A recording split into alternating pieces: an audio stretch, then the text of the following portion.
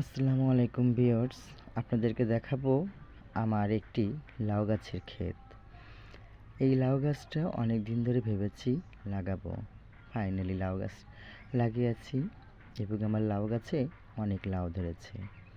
লাউয়ের পাতাগুলো গোল গোল আকৃতির এবং সবুজ বর্ণের। লাউ ধরেছে বেশ অনেক। লাউ যেমন খেতে মজা সুস্বাদু, তেমনি লাউয়ের ডগাগুলো খেতে মজা।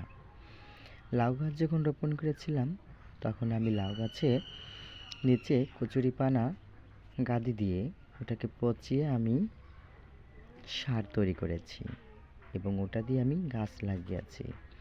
ইনশাআল্লাহ আমার লাউ গাছে ব্যাপক লাউ ধরেছে। লাউয়ের ডগা দেখতেও খুব ভালো, বাতাসে দুলছে পাতাগুলো, সাদা সাদা লাউয়ের ফুল এবং এটা একটা দেশি মানের লাউ গাছ। সম্পূর্ণ রাসায়নিক সার ব্যতীত লাউ গাছ।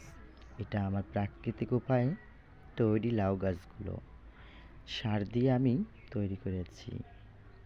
অনেক লাউ ধরেছে ইনশাআল্লাহ আপনাদের দোয়ায়।